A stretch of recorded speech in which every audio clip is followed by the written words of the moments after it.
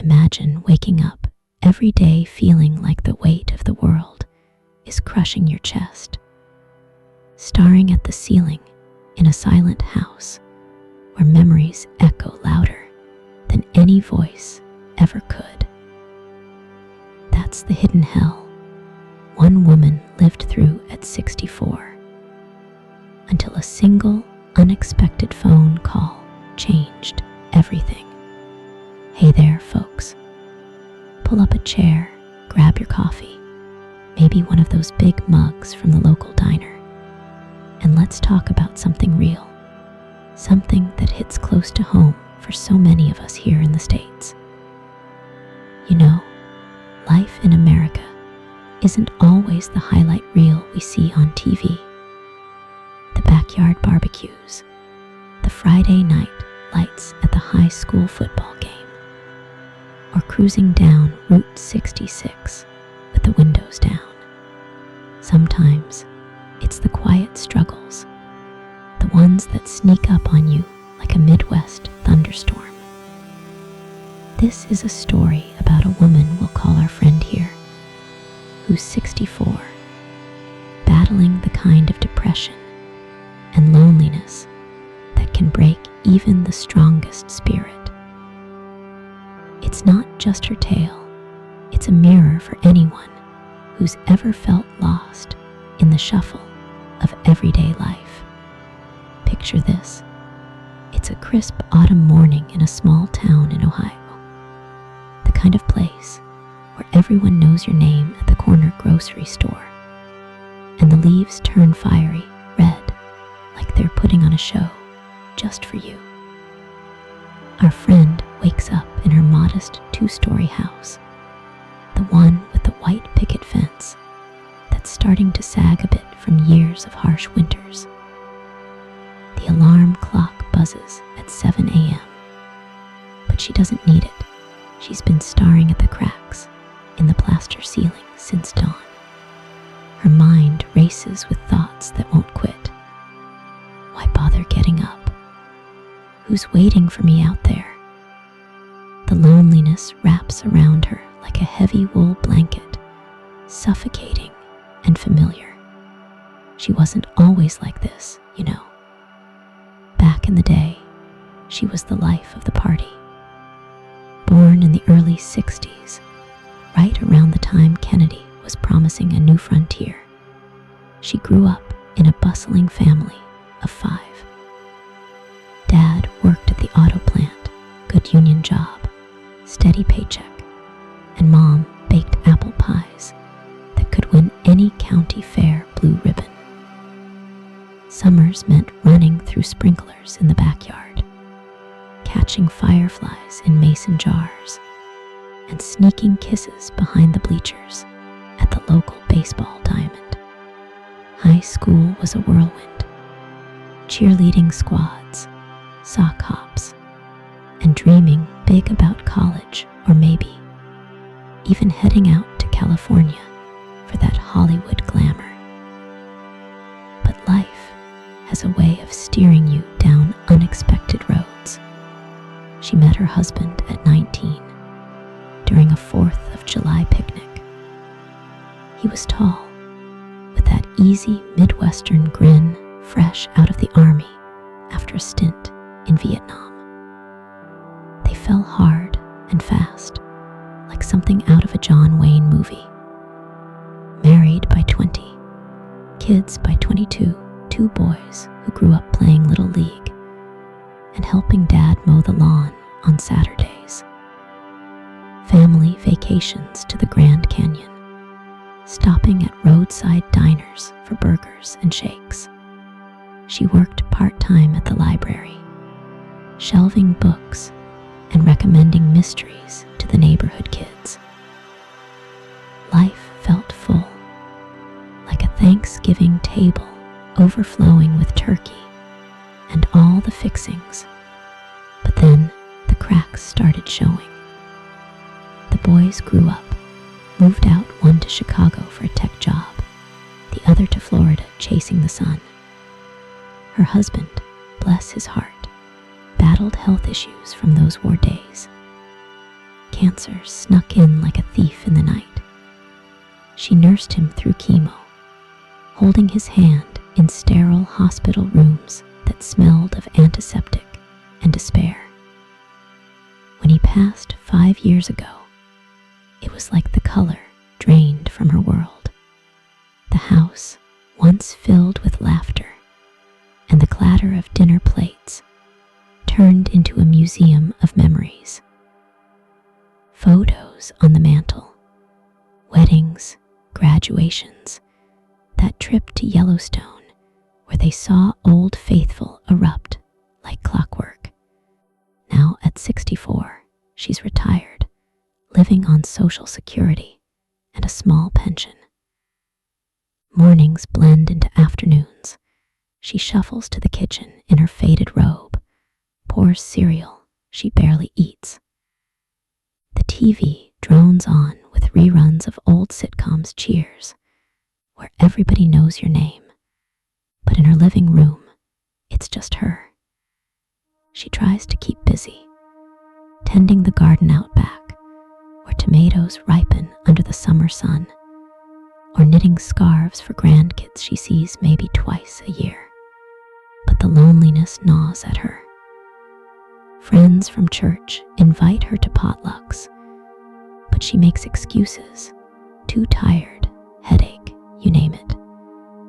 Inside, it's the fear of being the odd one out, the widow in a sea of couples sharing inside jokes. Depression creeps in slow, like fog rolling over the Great Lakes. It starts with sleepless nights, tossing and turning, replaying what-ifs like a broken record. What if she'd traveled more?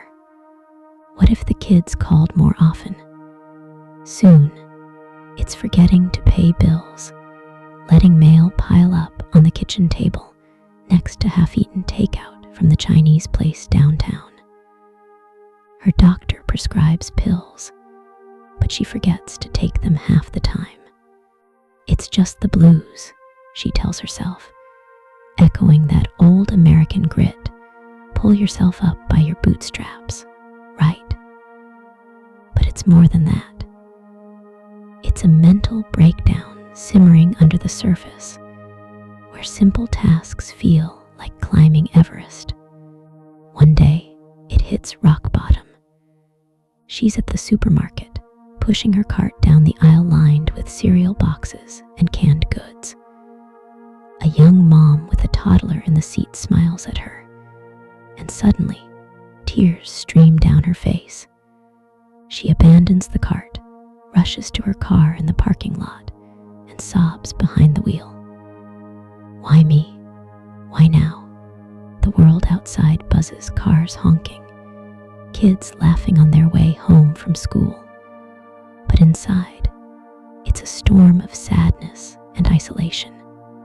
She drives home, curls up on the couch with a blanket that still smells faintly of her husband's cologne, and wonders if this is it, if life's just winding down like an old clock.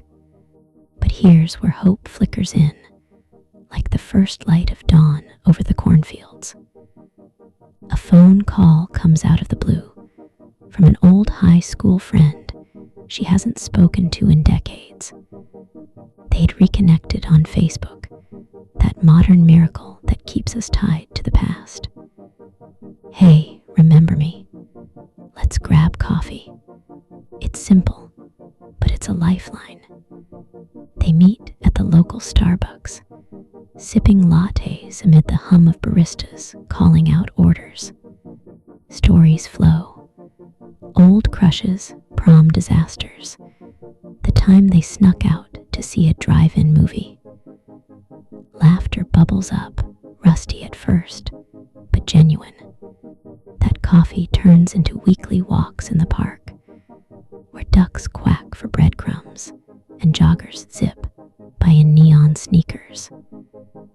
She joins a book club at the community center, discussing page-turners over cookies and tea.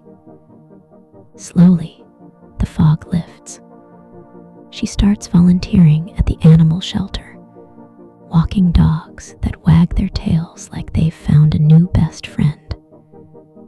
The boys notice the change. Calls come more often, with grandkids FaceTiming to show off lost teeth or school projects. She even takes a road trip to visit them, blasting classic rock on the highway, singing along to Springsteen like she's 20 again. It's not perfect. Depression doesn't vanish like magic. There are still bad days when the house feels too big and the silence too loud. But she's learning tools, mindfulness apps on her phone, therapy sessions via Zoom with a counselor who gets it. She plants new flowers in the garden, watches them bloom under the spring sun.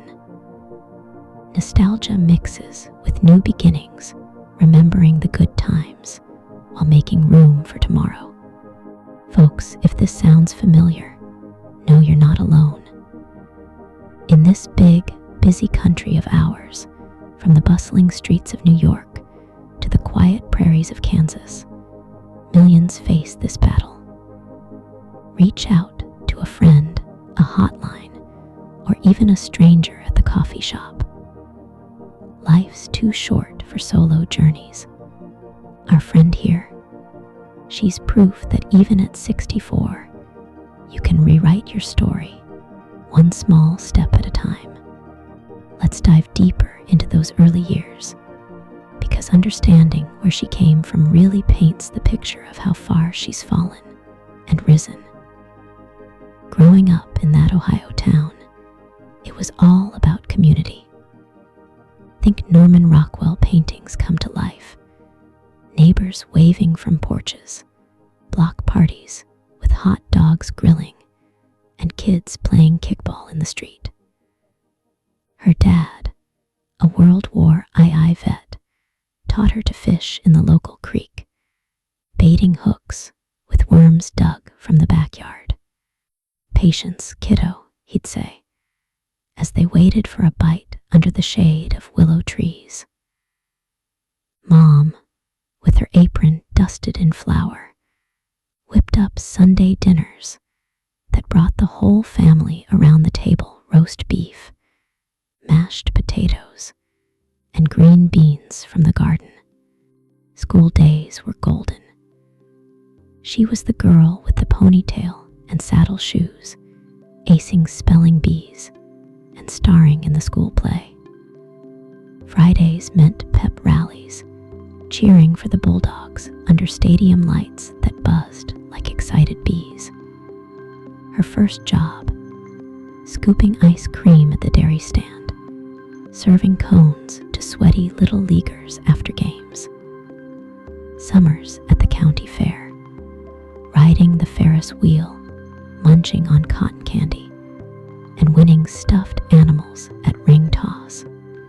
It was innocent, hopeful, the American dream in Technicolor. Then came love. Meeting him at that picnic, fireworks exploding overhead as they danced to the band playing American Pie. He proposed under the stars, down on one knee, with a modest diamond that sparkled like hope.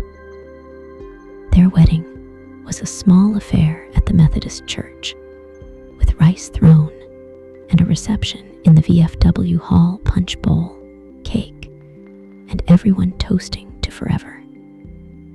Honeymoon in Niagara Falls, holding hands as mist sprayed their faces. Back home, they bought that house on Elm Street, painted it yellow because she said it reminded her of sunshine. Kids arrived like blessings. First boy, with his dad's eyes, toddling around the living room chasing the family dog. Second one, a Spitfire, always climbing trees and scraping knees. She balanced motherhood with work, reading bedtime stories, Dr. Seuss, and Where the Wild Things Are while dreaming of their futures. Weekends were for family, picnics at the state park, hiking trails lined with wildflowers, or drives to the drive-thru for root beer floats. Holidays shone bright. Christmas trees twinkling with lights, Easter egg hunts in the yard, Halloween costumes sewn by hand. But life throws curveballs. The 80s brought economic dips. The plant laid off workers, including Dad, who passed soon after from a heart attack. She and her husband tightened belts, but kept smiling for the kids. The 90s saw the boys in Scouts, earning badges for camping and knot tying. She volunteered as den mother, organizing cookie sales and Pinewood derbies. Pride swelled when they graduated high school, caps tossed high, off to college on scholarships and part-time jobs. Then the empty nest hit. House quiet, no more cleats clacking on the floor or video games blaring. She and her husband rediscovered each other date nights at the Italian place downtown, slow dances in the kitchen to old records. But his health declined. Doctor visits multiplied, scans and tests revealing the enemy within. She became caregiver, driving to appointments in Cleveland, holding vomit basins, whispering, "I love you," through the pain. His passing left a void bigger than the Grand Canyon. Funeral at the church, casket draped in the flag, friends bringing casseroles that piled up in the fridge. Alone, she wandered rooms filled with ghosts, his favorite chair empty, toolbox in the garage, gathering dust. Loneliness settled in like winter snow, blanketing everything. Depression whispered lies. "You're forgotten, useless." She stopped going to bridge club, ignored calls, let the garden weed over. Mornings became battles. Forcing herself out of bed, staring at the coffee pot as it gurgled. Breakfast. A piece of toast, maybe. Days blurred. Soap operas on TV, napping on the couch. Evenings with microwave dinners. The mirror showed a stranger gray hair uncombed, eyes dulled. Doctor said major depressive disorder, prescribed antidepressants. She took them sporadically, side effects making her nauseous. Therapy, tried once, but opening up felt like ripping open old wounds. Rock bottom came that supermarket day. Sobbing in the car, she drove home, contemplated the bottle of pills in the medicine cabinet. But a spark remained, memories of her husband's strength, the boys' laughter. That's when the phone rang. Old friend, voice warm like summer sun.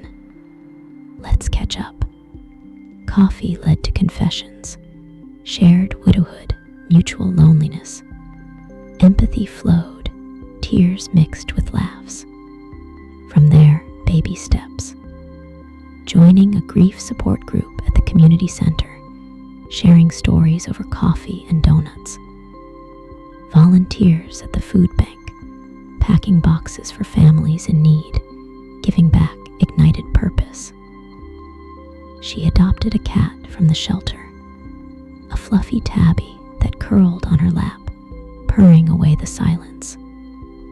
Walks in the neighborhood, waving to dog walkers, striking up chats about the weather or the Buckeyes' latest game. The boys stepped up. One flew her to Chicago for a weekend. Deep dish pizza, strolling Michigan Avenue, watching the Cubs at Wrigley.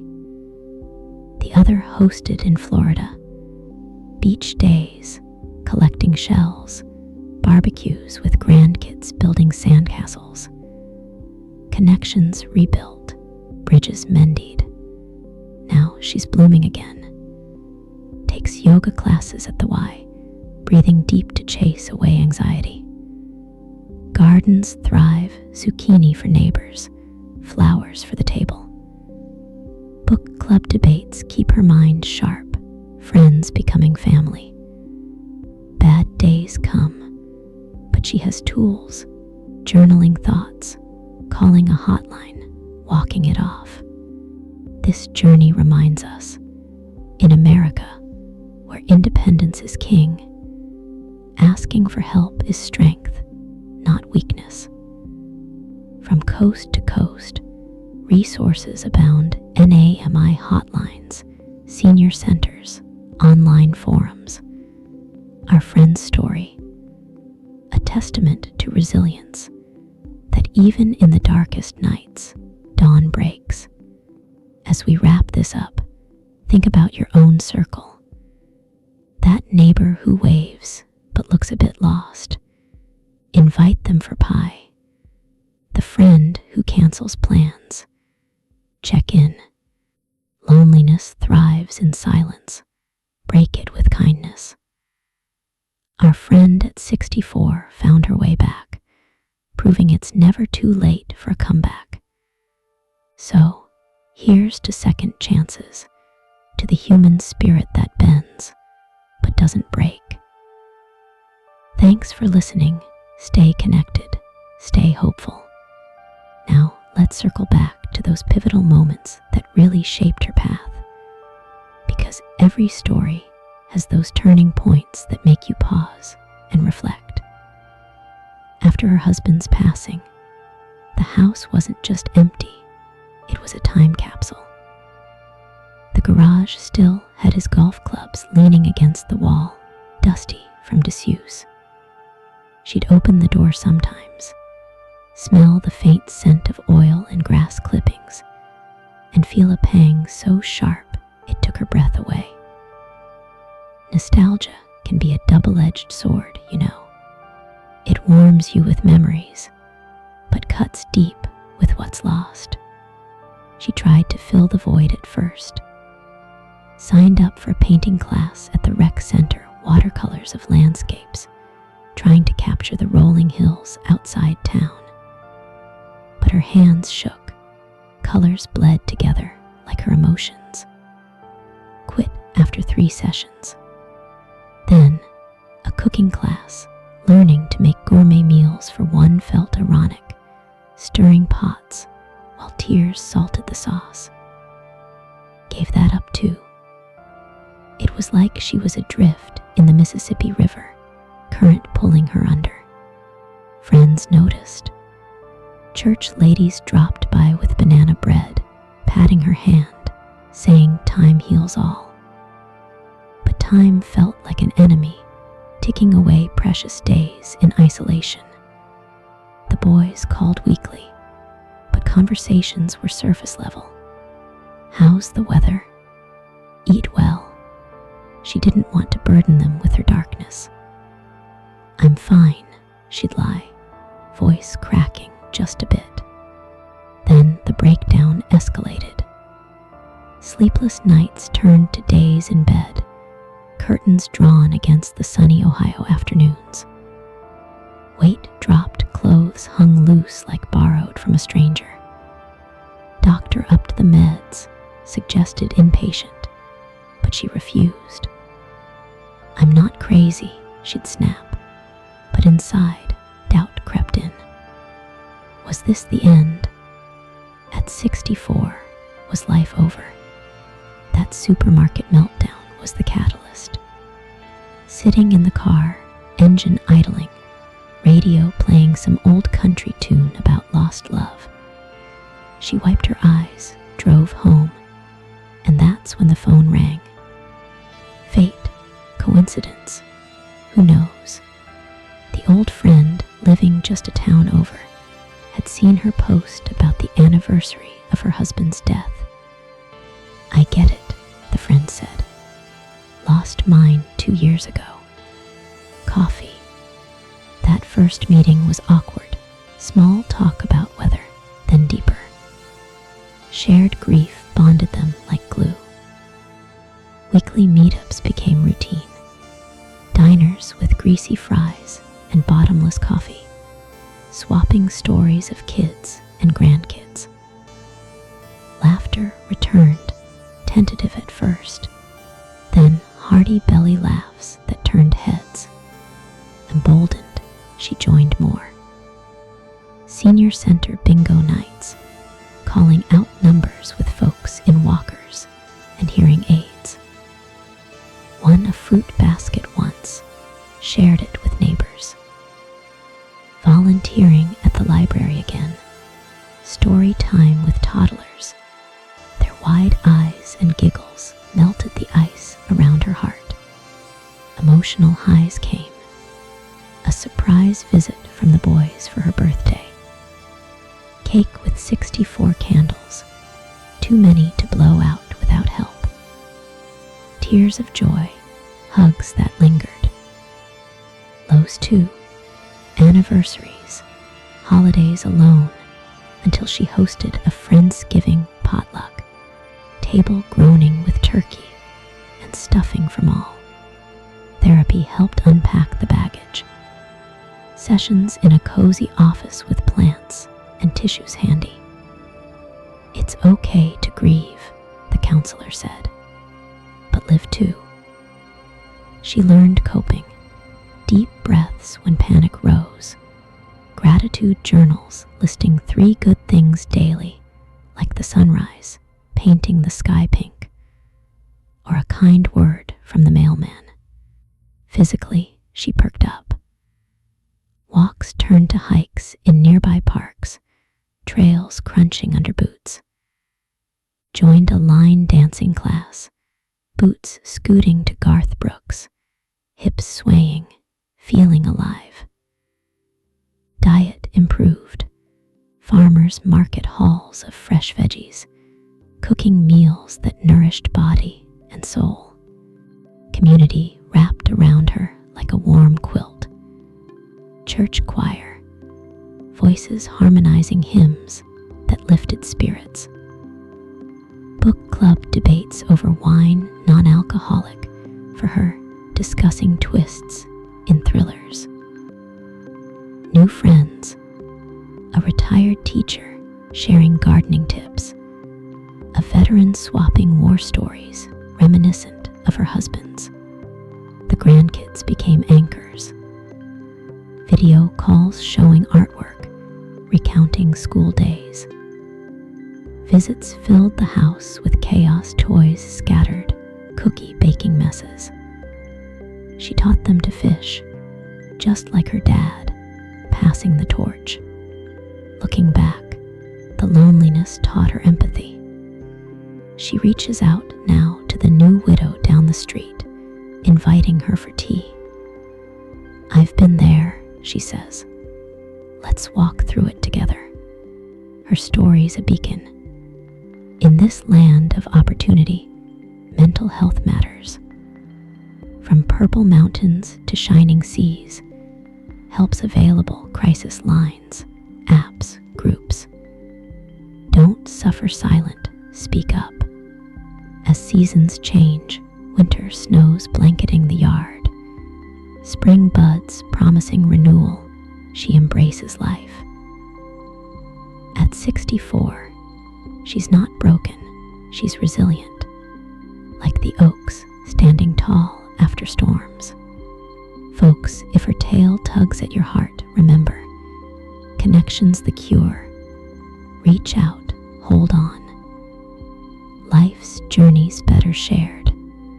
To really feel the emotional waves, let's linger on those highs and lows that made her transformation so profound. The nostalgia hits hardest on quiet evenings. She'd sit on the porch swing, creaking gently, watching fireflies dance like tiny stars. Memories flooded, summer barbecues, husband flipping burgers, kids running through the sprinkler. Sadness washed over, tears silent. But then, a neighbor's dog barked, pulling her back, reminding her life's ongoing. Suspense built in small ways. Would she answer the next call? Attend that group? Each yes was a victory, pounding with anxiety, then relief. Heartwarming moments. First hug from a new friend, feeling seen. Or when the cat purred, loneliness easing. Conclusions simple. Life's lessons come hard, but they're gold. She learned self-compassion, community importance. For us Americans, with our go-it-alone spirit, it's a reminder, together, we're stronger. Thanks for joining this heartfelt ride. Stay kind, stay connected.